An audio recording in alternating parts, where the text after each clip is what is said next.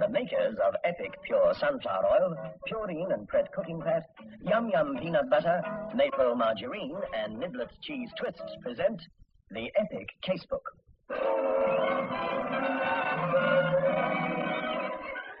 In which Inspector Carr investigates.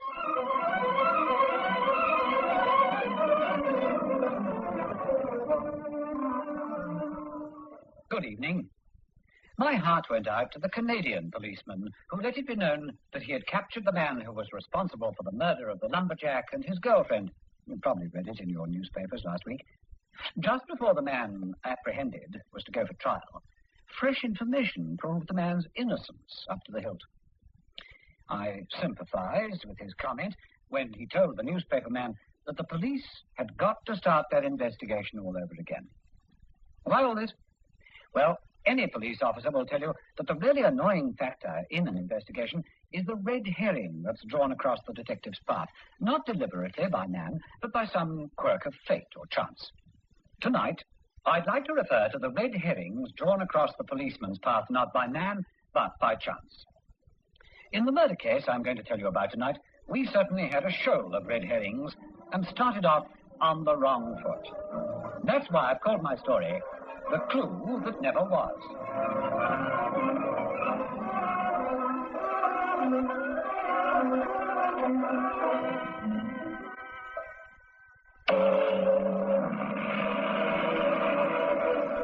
It all started when two members of the Margate Mobile Police Patrol were cruising along the seafront one early June morning.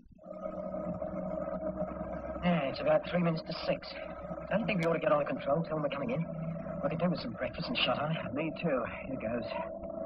721 calling control. 721 calling control, over. Charlie, 721, reporting us up in. That's right, control. 6 hours of Sweet Fanny Adams. What were you hoping for? The Esplanade washed away or something? Oh, all right, clever. See you in a minute or two, half an hour. Oh, that Fred Beasley. Ever since he's been put on control sector, there's no holding him. Okay, the throttle, let's go. Oh, all right. Hey, wait a minute. Who's that waving his arms about? Looks like some scarecrow running. And that's old Harry, beach attendant. I'll slow down. What is it? Thank goodness you come along. A blooming shot in sight. Hey, what's up? Down there on the beach. Underneath a sack of chairs. She looks horrible. She's dead, I tell you. Harry, pull yourself together. Who's dead? What are you trying to say? Can't you understand plain English, man? That's what I'm trying to tell you. There's a girl lying there on the sand. She's a pretty-looking thing, too. Must have been. Must have been? Well, I'll tell you. She's dead as mutton. Somebody must have killed her. Hop in. How far down is it? It's about a quarter of a mile. I'll tell you when to stop.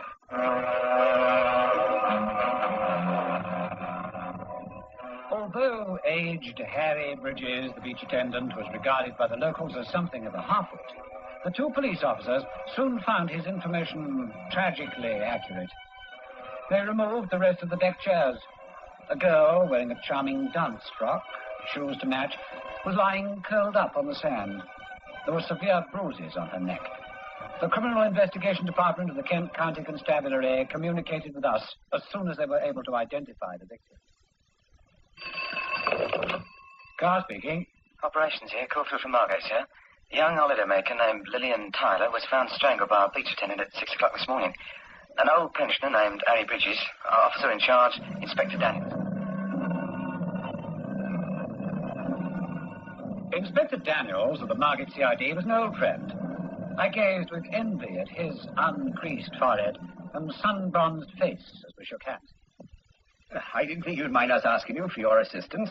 Margate's lovely at this time of the year. Mrs. insists you come for dinner tonight. Oh, I'll be delighted to. I've had the section of the beach where the poor girl was found roped off. My men have been searching in the sand all morning. They haven't found anything. I thought that rather than bring old Harry up here, we'd go down to the beach. That's a good idea. You say the girl's name was Lillian Tyler. She was staying at the Seaview Private Hotel. Yes, that's right. It's just one of the very many places along the seafront. Oh, what a horrible thing to happen to the girl. Yes, indeed. We didn't waste any time. She lived with her parents at 23 Goldhawk Street, Colchester. They're on their way to identify the body, poor souls. The girl worked at a firm called the Imperial Adding Machine Company. Colchester tells us she's of a decent, respectable stock. Mm-hmm. What does your medico say? She'd been strangled between the hours of 1 and 2 a.m. this morning.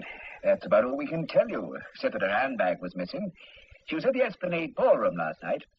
Okay, shall we go down to the beach?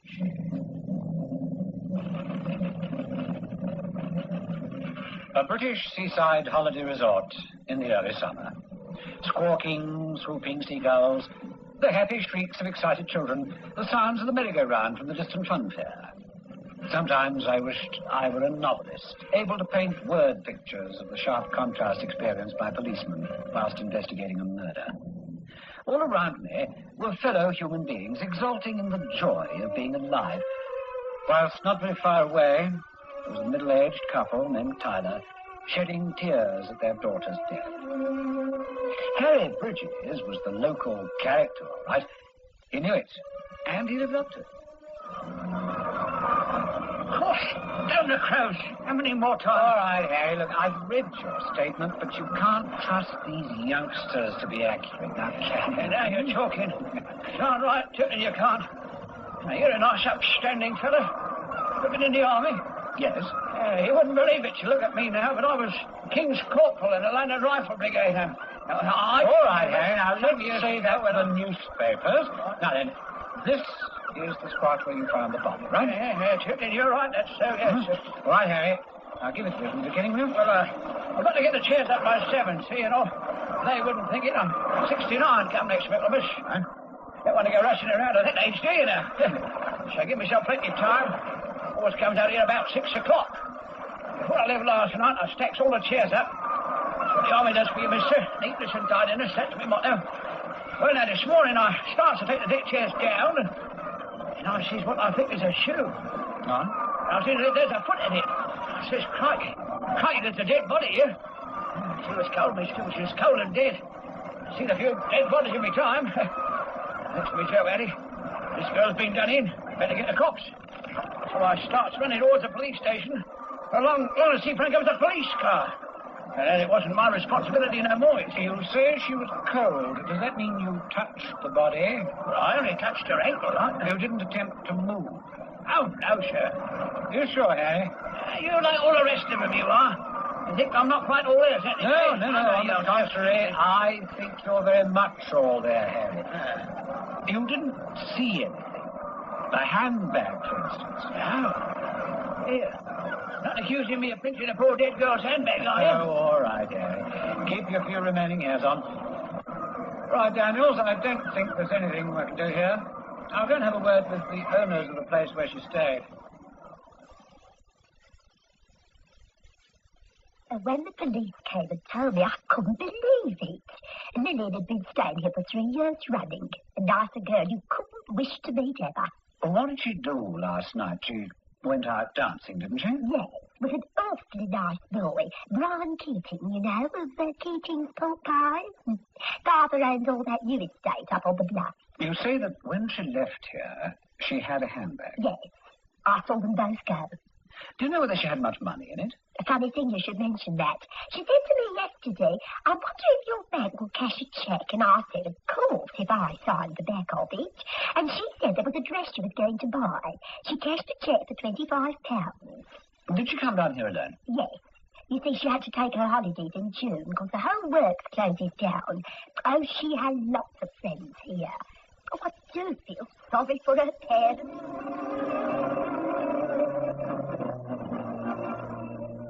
Brian Keating was in his late 20s. The cut of his clothes, his silk shirt, large, expensive sports car, together with his own rather over-assured and slightly patronizing air, spoke of over-indulgent parents. My dear Inspector, I hope I'm not going to be dragged into this. I mean, I didn't know all that well. You know, a chap makes hay while the summer season lasts. The local girls are a pain in the neck. You say you didn't know Miss Tyler well. How well did you know her? Well, I met her for the first time last year when she was down. I was taking out a girl who stayed at the Seaview. I got introduced. I think I took her out once last year, and dash it, she's only been in Margate 5 days. And how many times have you taken her out in 5 days? Twice. She came down on Monday. I saw her as I was driving along the seafront to see what talent there was. You know the sort of thing, Inspector. Why should I? I beg your pardon? Carry on with the statement. You were cruising along the seafront, you saw Miss Tyler, and you dated her for that night. Yes, that's right. And the next time you saw her? Last night. I phoned her and asked if she'd come to the Esplanade Ballroom, and she did. What time did the dance end, or didn't you wait for the end? Oh, yes, the last waltz is very necessary to a chap if he hopes to create the right atmosphere. Well, what time did the dance end? At 1 a.m. I see. And then what happened? The two of you left. What did you do? Oh, that's just it. Nothing. What do you mean? Well, there's a cunning little spot. It's known as the Three Nuns. The cliffside's been worn away, and when you're out in the boat, it looks for all the world like three nuns staring at you. Well, the kindly municipality's provided a resting place, if you see what I mean, for weary families to sit. We call it Lover's Bench. And is that where you took Miss Tyler? Oh, you dash it. That's what I'm trying to tell you. We got out of the Esplanade Pavilion. I left my car on the seafront. Smell the sea. Isn't it wonderful? Yes, it's good to get out into the fresh air. Look at those stars. Millions and millions of them. It looks better from the Three Nuns. Come on, in here. No, thank you, Brian. I'll take a walk along the sand. Such a lovely night. Here. No, please don't. I like walking alone. Thank you for a lovely evening. Please, don't spoil it.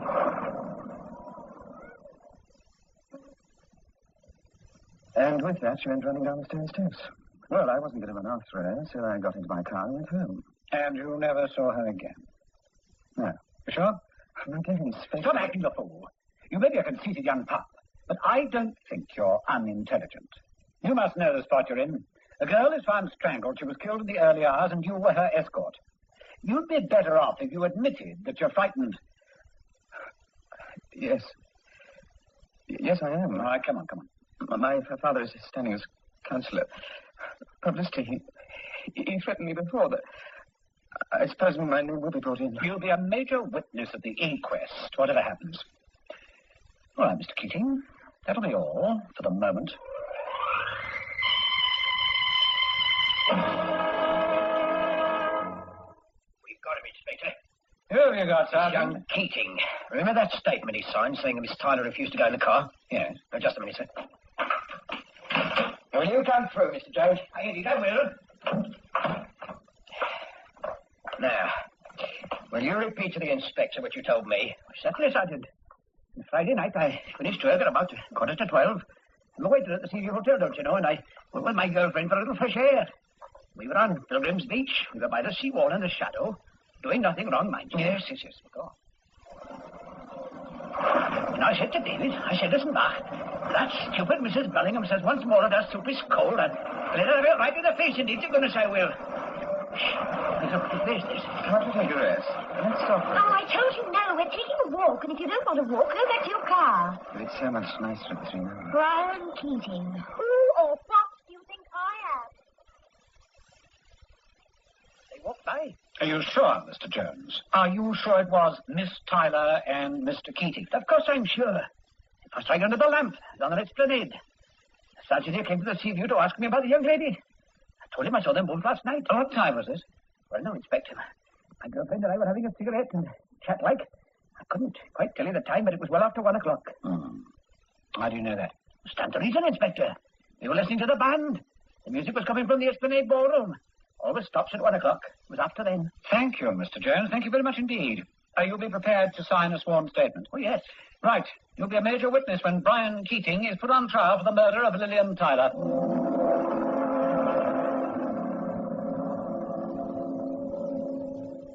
Mr. Jones's testimony was corroborated by his companion, Miss Ada Baxford, and that clinched it.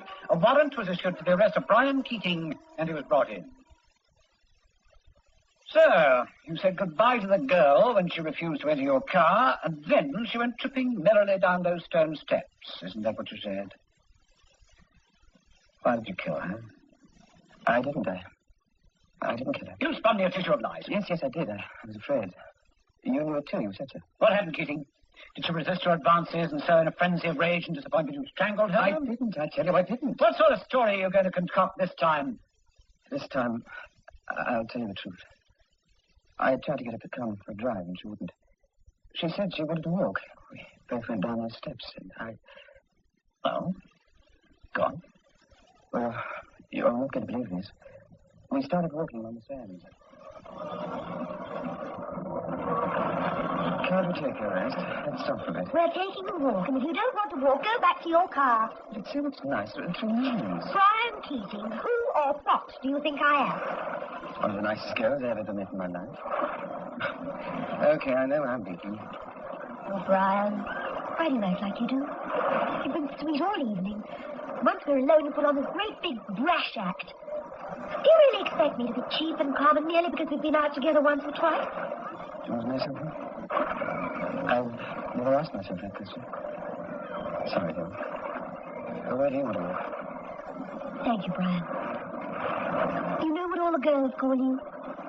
The Great Cas. Margate Casanova. Do you like having that reputation? Yes.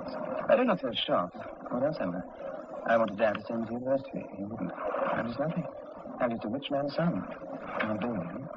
If I left home, I'd starve. See, guys, got to have a reputation for something. Bend your face down. There. You're just as silly as a bewildered boy.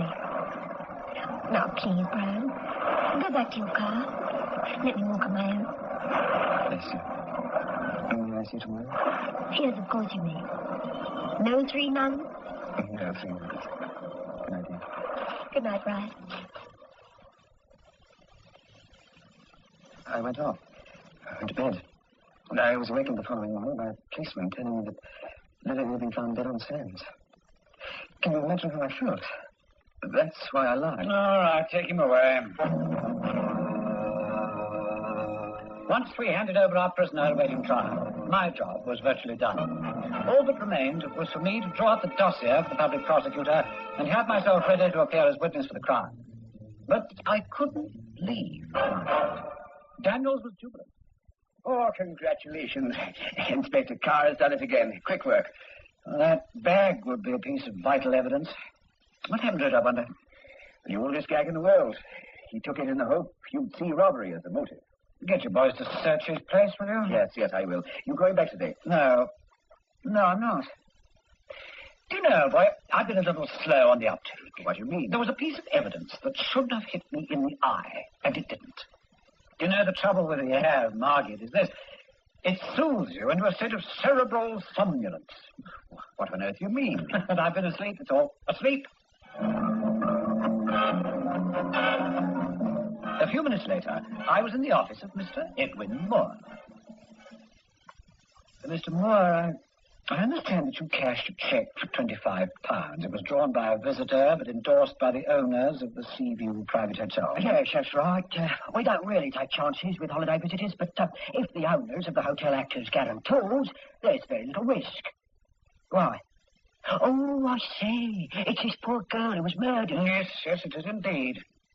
Who knows? It may lead us to the murderer. But I'd read that young Keating... Please, Mr. Moore. How was she paid out? In ones or £5 notes? Oh, I don't see what... How foolish of you, of course I do. If she was paid out in fivers, we'd have a record, eh? Just a moment, please, I'll find out for you. Chance, circumstance, fate, call it what you will. The sequence of events that put Brian Keating behind iron bars awaiting trial took a different turn. Here we are, Inspector.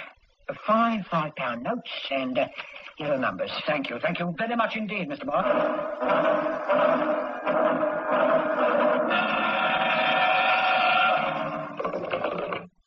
Operations? I want you to get hold of X branch ops. Give them these 5 serial numbers. Tell them to put out a top priority circular. If anyone tries to cash one of these notes, we want to know who it is and where it happened. Are you still on that case here? The Margaret case? Yes, of course I am. What do you think I stayed behind for? A free trip on the scenic railway? I'm sorry, sir.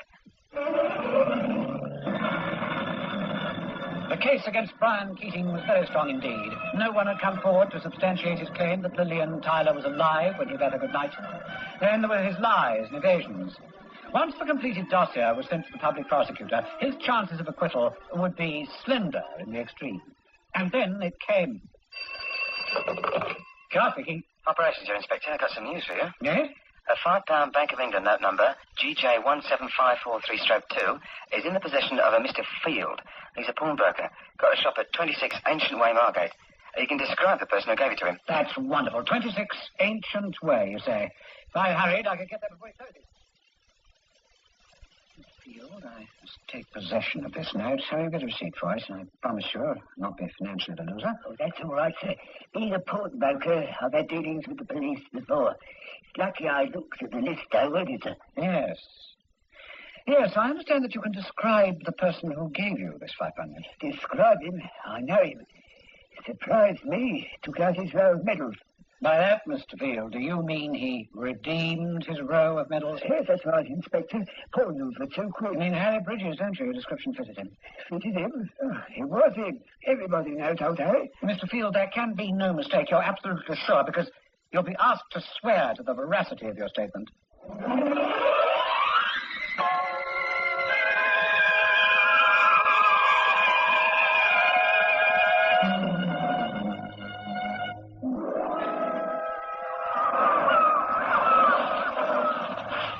Chair, sir. Oh, hello, Inspector. Oh, hello, Harry. You're busy. Yeah, always busy this time of the year, sir. What time do you finish at night? Oh, you meddle. I'll ask that one again. You know, I want to go from 6 o'clock in the morning. You know, some nights I don't leave until 8 o'clock.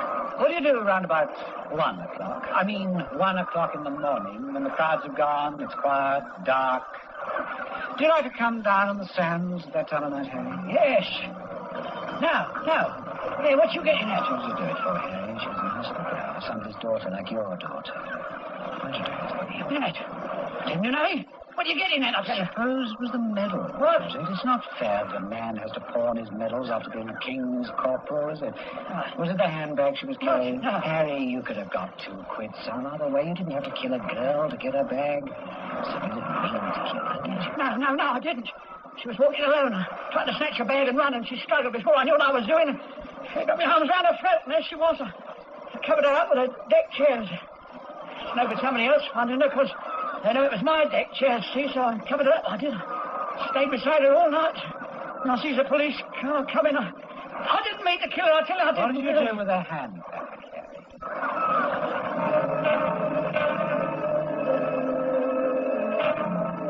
As soon as I asked that question, he fell on his knees and began to scoop with his hands frantically, like a frenzied dog searching for a bedded bone. And soon, he dug a pit almost 3 feet in depth. A sudden flash of white, and there was the handbag, and the case of the murdered girl was completed. Huh. I wouldn't have given 2 cents for that boy's chances. What made you suspect old Harry? Well, I didn't in the beginning, but after Keating dropped his pose of the conceited, arrogant, rich young man, I soon became aware that he had more qualities than were apparent on the surface. But above all, he wasn't made of the stuff that produces murderers or maniacs. Frankly, I wanted to find the guilty party elsewhere. It was going over the evidence when something hit me. Something old Harry said. What was that? Well, listener, Inspector Daniels was in the dark. Were you, or did you notice something vital in old Harry's testimony which pointed to the possibility of him being the culprit? In case you're not sure, just ponder over it for a little, listen to some good advice, and I'll be back in a moment to tell you.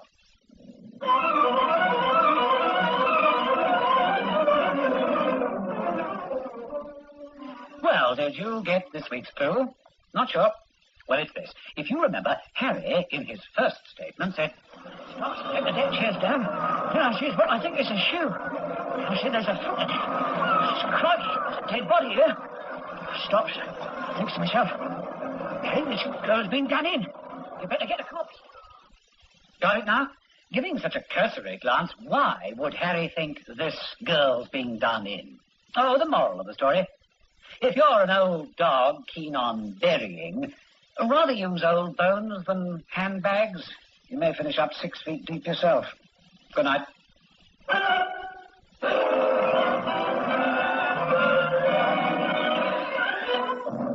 The Epic Casebook was produced by Michael Silver for the makers of Epic Pure Sunflower Oil, Maple Margarine, Yum Yum Peanut Butter, and Niblet Cheese Twists, with Hugh Rouse as Inspector Carr. Listen again next Thursday night at 9:30 to another exciting story from our Epic Casebook.